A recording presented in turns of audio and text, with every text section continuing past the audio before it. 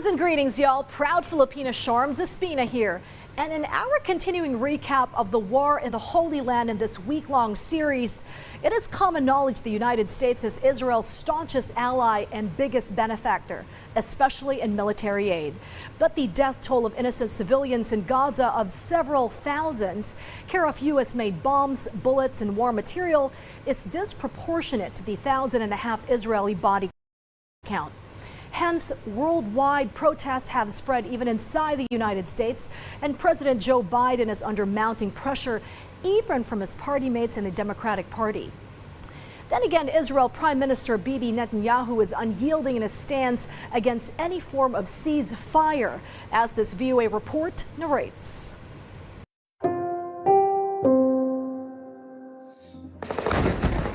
This week on The Inside Story, Israel at war.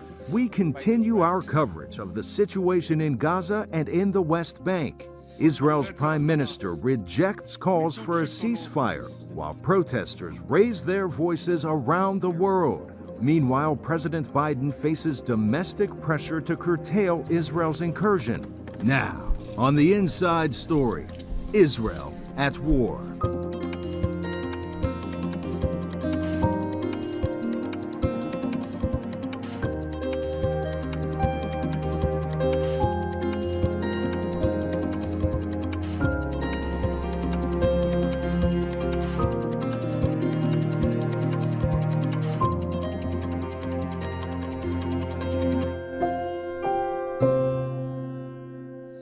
Welcome to The Inside Story. I'm Carla Babb reporting from the Pentagon.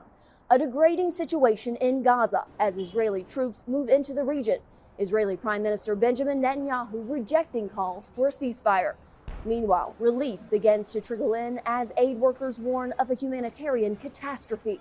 Here in Washington, most in Congress agree that an aid package is necessary, but so far disagree over ways to get one passed. All this amidst continuing protest and an alarming rise in anti-Semitic and anti-Islam sentiment around the world. Israeli forces are expanding their ground incursion into Gaza, targeting and claiming to kill high-level Hamas fighters. But as Linda Gradstein reports from Jerusalem, the expanding offensive also comes with an expanding humanitarian crisis. Israeli tanks and troops pushed further into the northern Gaza Strip overnight Sunday, reaching the outskirts of densely populated Gaza City as Israel continued its unrelenting airstrikes on Gaza. Israel said it killed dozens of Hamas terrorists who had barricaded themselves inside buildings. Israeli military chief of staff Herzi Halevi met troops on the front line. אנחנו במלחמה, אתם מבינים את זה מהיום הראשון. יהיה תהליך ארוך. ואנחנו עכשיו בשלב שאנחנו פוגעים חזק באויב גם בפנים בכניסה לתוך רצועת עזה.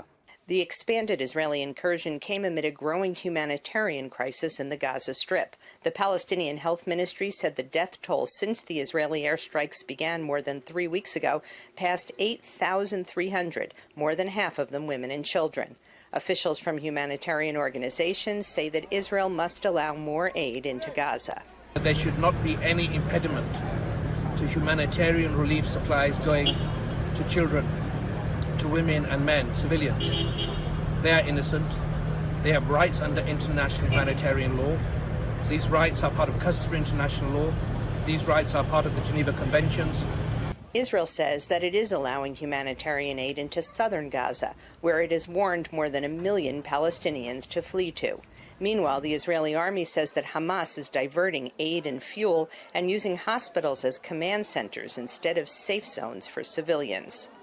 Hamas has turned hospitals into command and control centers and hideouts for Hamas terrorists and commanders. Additionally, I can confirm that according to the intelligence we have in our hands, there is fuel in hospitals in Gaza. While most Israelis support the ground incursion and the state's goals of eradicating Hamas, the families of the more than 230 Israelis taken hostage worry that the ground invasion could endanger the hostages. Israeli Defense Minister Yoav Gallant met with the families and assured them that increased military pressure on Hamas was the only chance for getting the hostages released. But the son of Canadian-Israeli peace activist Vivian Silver, believed to be a hostage in Gaza, disagrees with this approach. Soldiers are not surgeons. They can't save one person from I don't think it works like that. War is chaotic, and also from the side of Hamas, that they took the prisoners as leverage, and if they lose that leverage, then they don't have use for them anymore. So it seems to me that she is more at risk. Israeli officials say they expect the war in Gaza to continue for several months. Linda Gradstein, VOA News, Jerusalem. Violence is exploding across the West Bank, with almost daily incursions by Israeli forces into Palestinian cities and towns to arrest people suspected of Hamas ties. Many killed are members of armed groups operating in the West Bank, but according to the UN, nearly 30% of the victims are children. VOA's Jean Boychuk reports from the West Bank. The violence keeps escalating here in the West Bank. Since October the 7th, in the attack of Hamas against Israel, more than 120 Palestinians were killed here. Here at the Jenin refugee camp in the West Bank, children play with toy guns in the very same place where Israeli forces killed 2 Islamic Jihad fighters just a few hours earlier. They run, shoot, and hide from imaginary enemies on this street.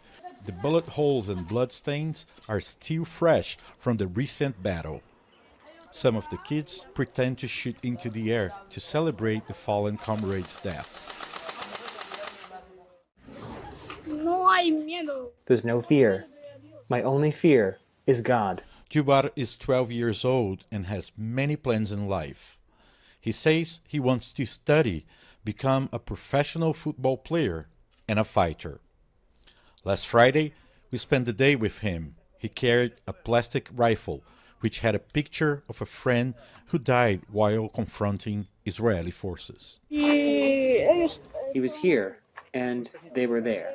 And then, boom, boom, boom, he was dead. Aizar al-Amer, a local commander in the Islamic Jihad militant group, was killed that morning. His funeral attracted hundreds of people in Jenin. This is a scene that it's becoming more and more common here in the West Bank. This is another funeral of a Palestinian fighter that was killed by the Israeli forces last night. As you can see, there's a lot of tension going on here. UN data suggests this is the deadliest year for Palestinians in the West Bank in 15 years. More than 120 Palestinians have been killed in the West Bank since Hamas attacked Israel on October 7, killing more than 1,400 Israelis and sparking the Israel-Hamas war. Most Palestinians have been killed by Israeli forces during incursions into refugee camps to arrest suspects linked to Hamas. Attacks by Jewish settlers have also surged in the West Bank, and the number of Palestinians killed by settlers has been increasing. In this small village near Nablus, at least 5 Palestinians have been killed by Jewish settlers in the last 2 weeks, according to the Palestinian Ministry of Health. Murat Obeh says he was shot. I was sleeping when I heard the loudspeaker of the mosque announcing there was an attack and people needed help. I rushed to the scene and saw my cousin lying on the ground. I put him in the car, and when I was going back to help others, a bullet hit me in the back. Every day, new posters of deceased Palestinians are being printed and posted on the walls of Palestinian cities. With the violence escalating, many here seem to believe that the war is drawing closer than ever to the West Bank once again. I'm Yan Buesha from the Jenin camp for VOA News. Images of the human toll of war continue pouring out as Israeli forces pummel Hamas targets in Gaza. The imagery can be hard to see and have fueled protests around the world in both opposition and support of Israel's war on Hamas. VOA's Arash Arabasadi looks at the ongoing demonstrations. Israeli airstrikes reduce a Gaza neighborhood to smoking ash and rock as rescuers dig for survivors using their bare hands. It's an all too common scene following Israel's response to Hamas fighters' deadly incursion into Israel on October 7th. More than 1,400 people in Israel died from that attack. Hundreds are still hostages. Almost immediately, an outpouring of support and demonstrations like this one in New York City calling for the release of hostages. Such gatherings took place in communities around the world, but so too did protests denouncing the loss of civilian life due to Israeli airstrikes in Gaza, like this one across town on New York's Brooklyn Bridge, or in the country's Midwest at a rally in Skokie, Illinois, where police arrested 2 people after they say one man fired a shot in the air while another pepper-sprayed pro-Palestinian demonstrators near an Israeli solidarity event in the Chicago suburb. In the nation's capital and on the doorstep of the White House, anti-war demonstrators carried signs reading, "Jews say, cease fire now." The Israeli government right now is genocidal. Make no mistake, as Jews, we recognize it. While some are denouncing the violence as a whole, others, like these protesters in Philadelphia, are focused on the hundreds of Israeli hostages still being held by Hamas, marching in support of Israel and calling for hostage freedom. And in Paris, where the Representative Council of Jewish Institutions of France staged a demonstration in front of the Eiffel Tower with strollers carrying pictures of children held hostage by the U.S.-designated terror group Hamas. But in London, thousands gathered outside British Parliament calling for an end to the war. This demonstration is organized by Palestine Solidarity Campaign. It is one of many pro-Palestinian protests and organizers calling for a stop to the attacks on Gaza. Through much of the Arab world, however, demonstrations appear more personal as protesters say they see themselves as part of the conflict. Tens of thousands took to the streets in Jordan's capital city, Amman. They carried pro-Hamas banners and blasted Israel, the United States, and France. Netanyahu, Biden, and all the European countries call for democracy. When we go out to defend our people in Palestine and condemn the aggression and demand that the aggression against our children and brothers in Gaza stop, they say we are terrorists. We will not calm down and we will not sleep until they stop the aggression against Gaza. And highlighting the dangerous effect both the attack and the Israeli response is having, many protesters are calling for an end to the nearly 20-year-old peace treaty between Jordan and Israel. Arash Arabasadi, VOA News. In the days following the massacre of hundreds of Israelis by Iranian-backed Hamas, the U.S. military has blamed other Iranian-backed proxy groups for near-daily attacks against its forces in Iraq and Syria. According to the Pentagon, about 30 attacks using rockets and drones have targeted U.S. forces since October 17th. Last week, the U.S. retaliated with precision strikes against facilities in Syria tied to Iran's Islamic Revolutionary Guard Corps and affiliated groups. But the attacks against American personnel, while largely unsuccessful, have not stopped. If this doesn't stop, then we will respond. Secretary of Defense Lloyd Austin warning Iranian-backed militant groups on Tuesday while fielding concerns from lawmakers that last week's U.S. military response to the attacks in Iraq and Syria wasn't strong enough. If we do not have a credible, not just a deterrence, a credible deterrence with the Iranians, these attacks are going to escalate. They're going to come faster, they're going to spread beyond Syria and Iraq, and they will involve weaponry of increasing sophistication and lethality. And that is my biggest fear. Hundreds more troops have deployed to the region, along with multiple Patriot batteries and a terminal high-altitude area defense system to knock threats out of the sky. The USS Eisenhower Carrier Strike Group is heading to the Gulf, while the USS Ford Carrier Strike Group prowls the eastern Mediterranean. Thousands of Marines aboard the USS Bataan amphibious assault ship patrol near Israel. The top U.S. Marine, General Eric Smith, tells VOA those forces are there to protect and deter, not to go into Gaza. There is no intent that I am aware of to have any U.S. personnel on the ground in Gaza. That is not anything, as a member of the Joint Chiefs, that I am prepared to talk about or that I have even discussed. We are there to ensure, in that region, to ensure that American citizens are safe and that this crisis does not expand or escalate. For those who seek to broaden the conflict and target American troops, Smith gave this warning. If you target us, someone else is going to raise your children. And that's not a joke, that's not bravado, that's just how Marines think. While the Arab world denounces U.S. President Joe Biden's handling of the war in Gaza, Biden is viewed favorably in Israel. It's a dynamic that appears to be reflected domestically with Jewish, Muslim, and Arab Americans. As VOA White House Bureau Chief Patsy Widakuswara reports, Biden is facing increasing pressure to speak out about mounting Palestinian civilian deaths. As Israeli airstrikes continue in Gaza, including this one on the Al-Shati refugee camp, an open letter to President Joe Biden from advocacy group the National Muslim Democratic Council, demanding that he broker a ceasefire by 5 p.m. Tuesday or face the consequence of millions of American Muslims withholding their support for his re-election next year. We know for a fact that our community will make a difference in the battleground states. And I think Democratic Party leaders are paying attention and they are afraid of what's happening. And they're sending messages to the White House that this is going to hurt our chances in 2024. More than 1 million Muslim voters cast a ballot in the 2020 election, turning out in numbers large enough to potentially swing the presidential race in some battleground states.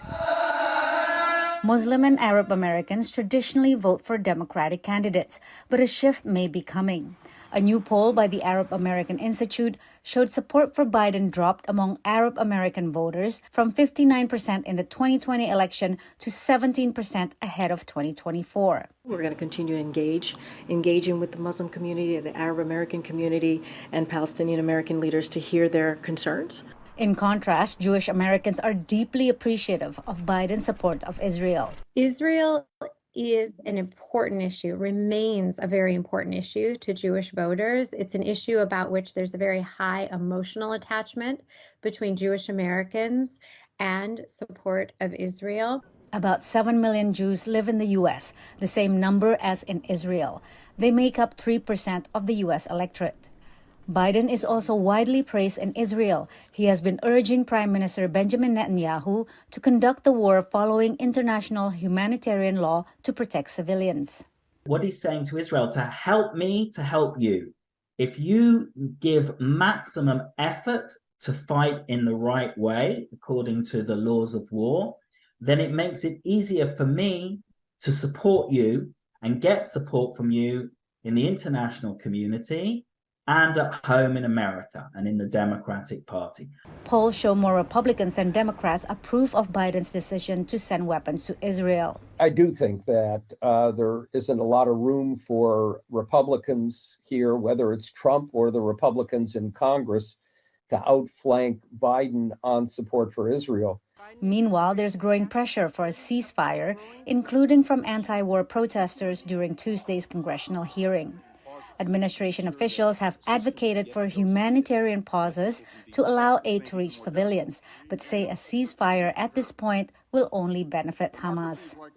Patsy Widakuswara, VOA News, Washington. Turkish President Recep Tayyip Erdogan is ramping up his support for Hamas, prompting Israel to withdraw its diplomats. Erdogan also took a major step recently to ratify Sweden's NATO membership, in a move analysts say is aimed at mitigating criticism by Western allies. But experts warn Erdogan may have miscalculated. Dorian Jones reports from Istanbul. At a mass rally in Istanbul Saturday, Turkish President Recep Tayyip Erdogan stepped up his support of Hamas, declaring again that Hamas is not a terrorist organization, but a liberation movement.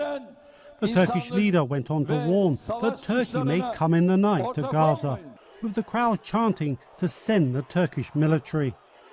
In response to Erdogan's statements, Israel has recalled its diplomats from Turkey, setting back the country's newly restored diplomatic relations. I think such statements basically symbolize that the rapprochement is over. I think that's quite clear, that this normalization process that started in 2022 is now over. In the aftermath of Hamas's attack on Israel, Erdogan initially toned down his rhetoric as he sought to play a mediating role. But with Ankara appearing to be diplomatically sidelined, Erdogan stepped up his public support for Hamas. He decided that it doesn't make any difference for his regional role, so he could play the domestic game instead of a futile attempt to be a mediator in this conflict. With opposition parties in Turkey protesting nationwide against Israel's Gaza assault, Erdogan's escalating rhetoric is also seen as an attempt to avoid being politically outflanked and to keep his religious base on his side. But in a gesture to his Western allies, the Turkish leader last week sent to Parliament a bill for the ratification of Sweden's NATO membership, which Turkey has been delaying. Some experts claim Erdogan is seeking to perform a balancing act. There he plays for the public, the local electorate, and the Muslim populations, and he's also giving something to the West with with Sweden's NATO membership. But I don't think that would work that way, because he's making very, very fiery statements, bashing the U.S., bashing Israel. It's going far beyond that. It's advocating Hamas. As the conflict escalates, Turkey's Western allies have largely ignored Erdogan's rhetoric. But some experts warn his words of support of Hamas are unlikely to be forgotten. Dorian Jones, VOA News, Istanbul.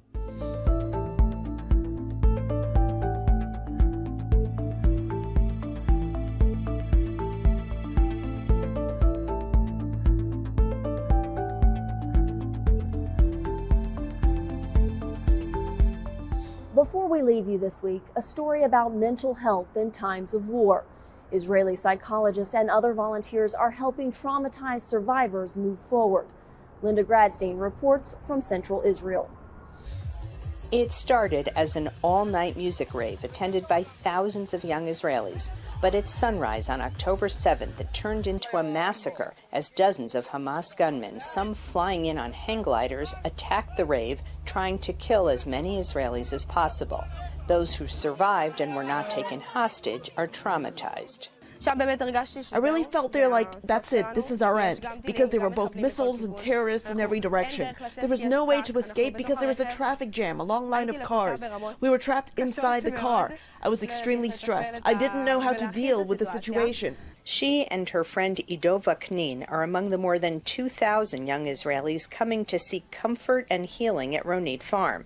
This upscale wedding venue near the coastal city of Herzliya has been transformed into a therapy center for survivors of the Supernova Music Festival massacre. Gal says that Vaknin saved her life. A former Special Forces soldier, he drove around the festival site for more than an hour looking for ways to avoid the Hamas militants. Vaknin says he knows at least 30 people who were killed and others who were kidnapped. I made a U-turn, drove in a different direction, and there were another 10 terrorists and another 100 Israelis running and falling down in front of our eyes.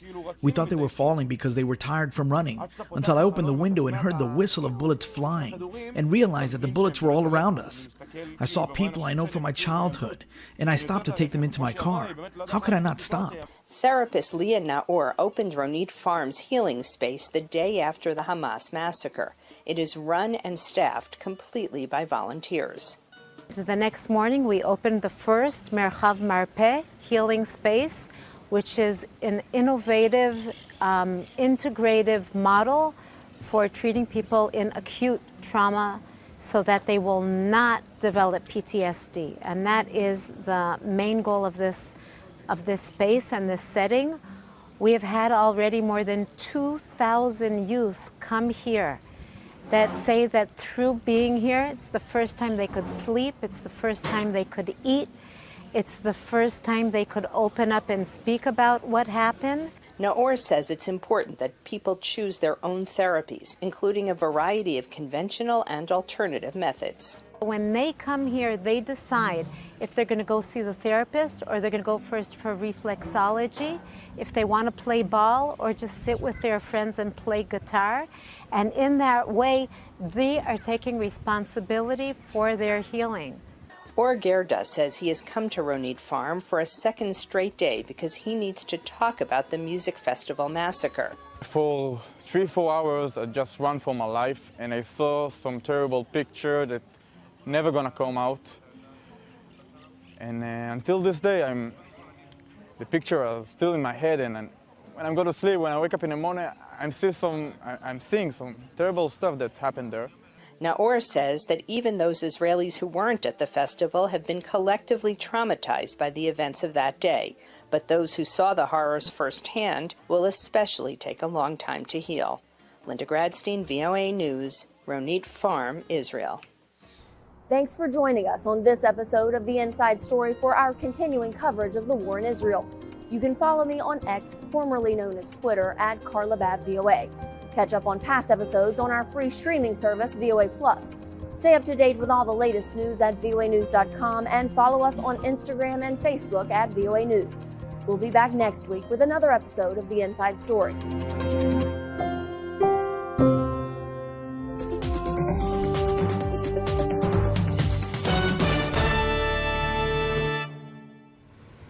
And that's a wrap for today. We look forward to you joining us for tomorrow's Inside Story offering. And here's reminding you to work hard and dream big. Count those blessings and be kind, and catch the news right here. This is Sharms Espina for Stories from the Grid.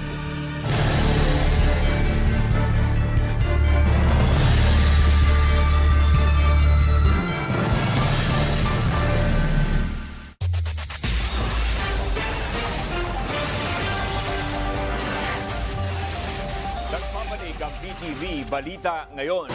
Isa ang patay habang 5 ang sugatan matapos silang pasabugan ng granada sa South UP, Maguindanao del Sur, Biyernes ng madaling araw. Base sa investigasyon, naghahanda para sa isang binyag ang mga biktima sa sitio Mafran, Barangay Pilar nang hagisan sila ng granada. Kinilala ang namatay na si Nestor Amborgo. Sugatan naman sina Jem Amborgo, Joem Sentina, Jimrod Musa, Jemroy Deduma at Alvin Causrin. Kinonde na naman ng mga pulis ang pagpapasabog at sinigurong maglulunsad sila ng masusing investigasyon para kilalanin ang mga nasa likod ng krimen.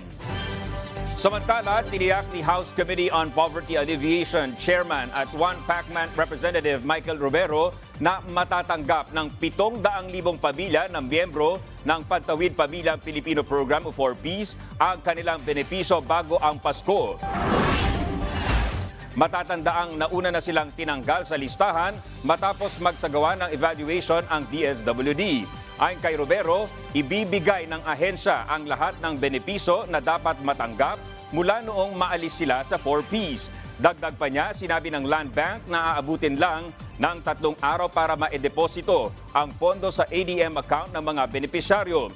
Sabi pa ni Robero, dapat lang maibalik sila sa programa dahil hindi pa sila umaangat mula sa kahirapan. Pinuri naman ng samahan ng nagkakaisang pamilya ng Pantawid ang aksyon ng Kamara para tugunan ang hinaing ng mga mahihirap. At yan ang mga balita sa oras na ito. Para sa iba pang updates, i-like at i-follow kami sa aming mga social media account. Ako po si Dominic Almelor. Magandang hapon.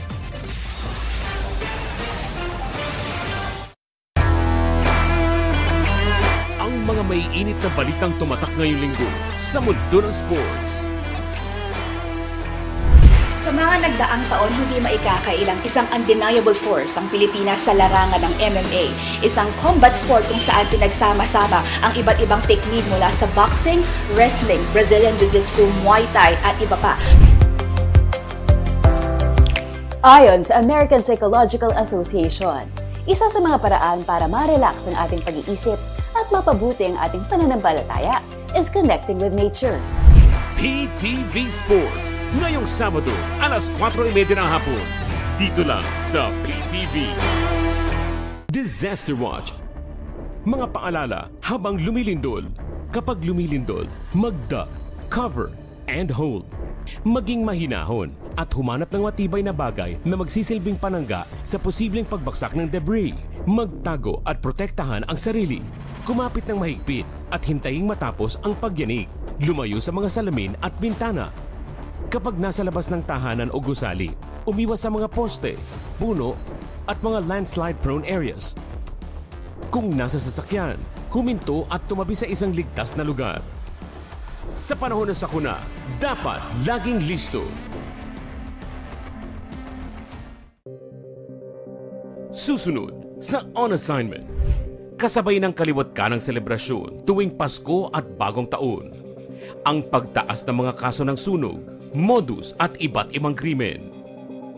Malaki pa rin yung insidente natin ng theft, robbery, at saka yung ating mga crimes against person. Ngayong taon po ay nakita natin sa statistics natin na nag-increase po tayo ng around 21% ng fire incidents. Idagdag pa ang pagtaas ng bilang ng mga overweight at obese na mga Pilipino.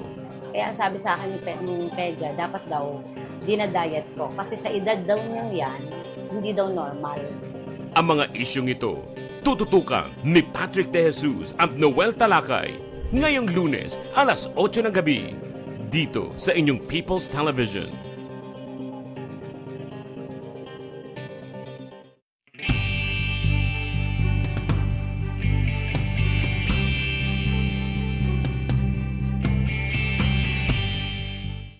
Magkakahiwalay man ang ating mga isla, pinagbubuklod-buklod naman tayo ng isang diwa at isang pangarap. Isang bagong Pilipinas para sa bagong Pilipino.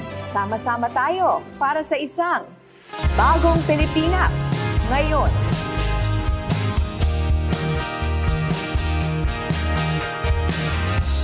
Malamig na simoy ng hangin, dala ang pag-asa, bumabalot sa bayan natin. Pangarap ay malaking tulong po ito para sa kabuhayan namin upang mas mapapabilis ang aming trabaho. Yung mga inaanin naming mga produkto, direkta na namin na idadala sa mga buyer. Maganda ang buhay ng magsasaka ngayon sa bagong Pilipinas. Pasko sa bagong Pilipinas, sama-sama sa pangakong hiwanag. Mas marami na ang maring mapagkalooban ng bahay. Dagdagan pa ang mga lugar na target pagtayuan ng mga proyektong pabahay. Doon po sa pinanggalingan po namin, squatter po, magulo po. Binigyan na po kami ng pagkakataon ng pamahala na mapaayos po yung pamumuhay namin. Dito kami talaga yung magiging masayang Pasko namin tsaka bagong taon. Tsura ng bahay namin matatawag na tagang-tunay na bahay. Mainit na yakap at mga ngiti ang sasalubong sa iyong Pasko. Inaasahang libo-libo mag-aaral ang makikinabang sa inilunsad na free Wi-Fi program. Ang inaasam na pagbabago.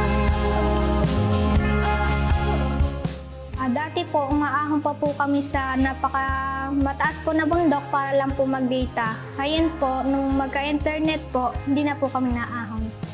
Kaya po namin sumabay sa kung ano ho yung bagong ginagawa ho ng buong Pilipinas ngayon. Para sa bagong Pilipinas, gusto ko po makapagtapos sa pag-aaral. Pasko sa bagong Pilipinas, sama-sama sa pangakong hiwanag ay Pilipino, hindi matitinag.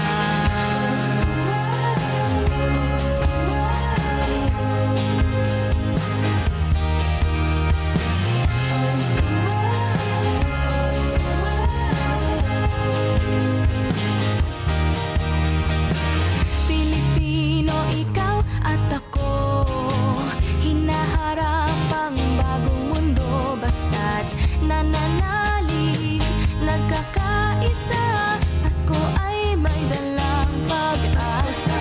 Bagong Pilipinas, sama-sama sa pangakong hiwanag ay maaalinag. Diwang Pilipino, hindi matitinag.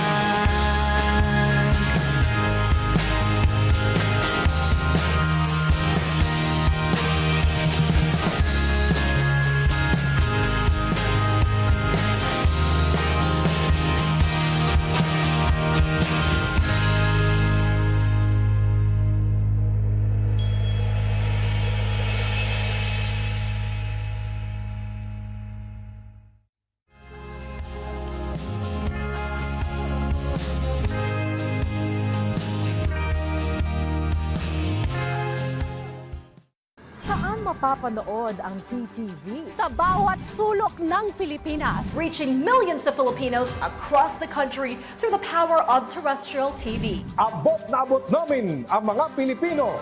para sa tapat na balita at impormasyon. Dito'y Cordillera, kan intero ang Luzon. Da kami, timapang namnamaan. Sa aton sa Visayas, wala kami mapugong sa pagpaabot sa unsang hitabo. Dini sa saad nga yuta, Mindanao, PTV, pirmi maminaw para sa paghatod sa balita. Broadcasting in Luzon. PTV4 Manila, PTV8 Cordillera, PTV4 Naga, and PTV4 Palawan. In the Visayas, PTV11 Cebu, PTV10 Dumaguete, PTV2 Guimaras, PTV8 Tacloban, and PTV12 Calbayog. And in the heart of Mindanao, PTV11 Davao City, PTV8 Cotabato, PTV7 Zamboanga, PTV11 Sibugay, PTV11 Pagadian, PTV48 Davao del Norte, and PTV8 Agusan del Sur. PTV Regional Network, buong katapatang naghahatid ng balitang maaasahan para sa inyong pambansang TV.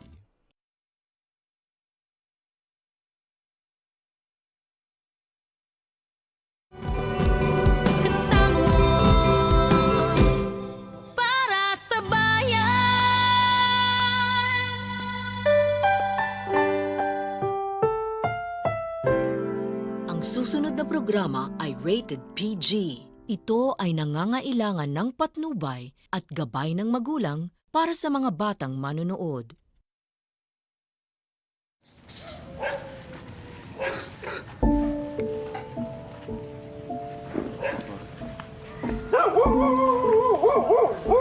Mission ko talaga mag-alaga ng bata kahit mahirap.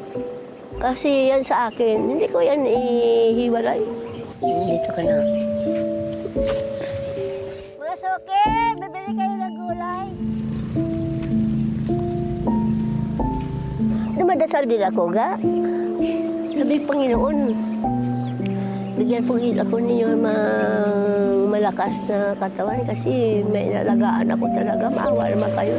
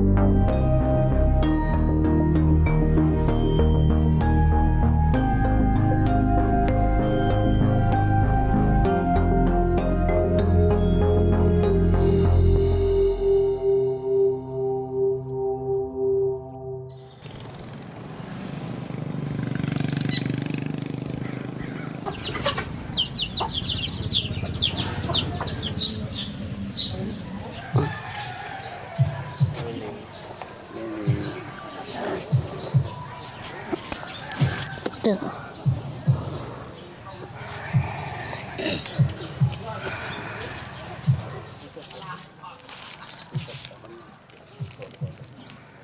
Ganitong oras kami umaalis.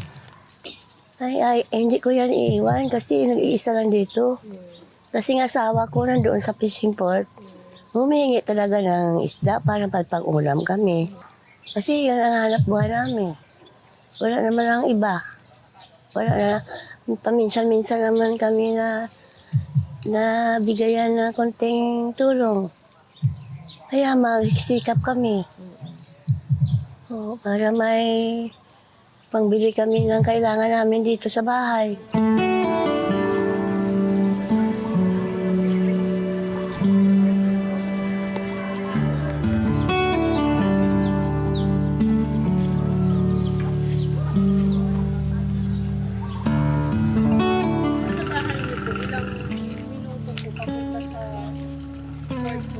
Dating kami dito, mga 6 o'clock, alas 6:30.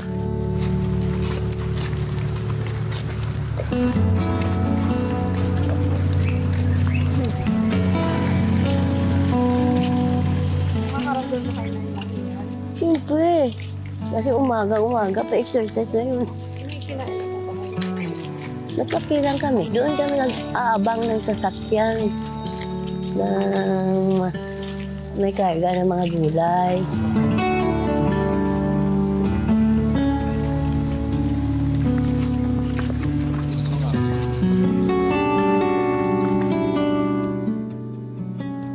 Itong araw na tinda dito. Friday ang tinda dito sa barangay namin. Hindi naman araw-araw talaga ang ano namin.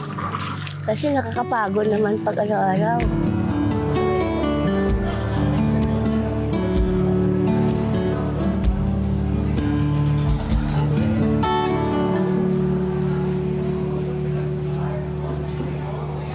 Kaabang na sasakyan galing dito kasi dito yan dumadaan yan. Dito. Saan kayo nakakabili dito, Nay? Sa sasakyan na dumarating. Galing ni Miguel, inaabangan namin, makabili kami ng gulay. Araw-araw po yun? Hindi. Tuwing Friday lang. Tinda dito sa barangay namin pag Friday. Tapos mga ilang oras kayo nag-aantay po bago dumating yung ano? Minsan, 7 o'clock dumarating. Kasi galing pa sa ibang bayan.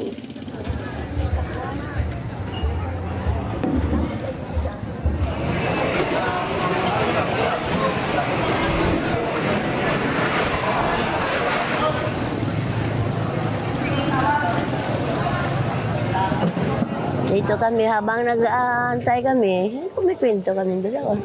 Ano mga normally kinikwentuhan niyo po? Yung ano namin, sinasabihan ko sa Teresa, magpakabait ka. Ito lang hanap buhay natin. Tulungan mo ako pagdasal sa Panginoon. At tutulungan talaga tayo. Yung palagi mauubos ang binibinta natin. Yan, maano naman siya sa akin.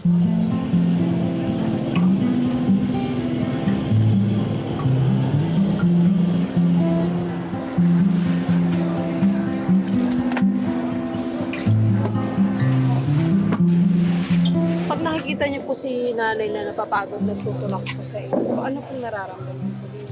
Naawa. Bakit po kayo naawa sa kanila? Kasi matanda sila.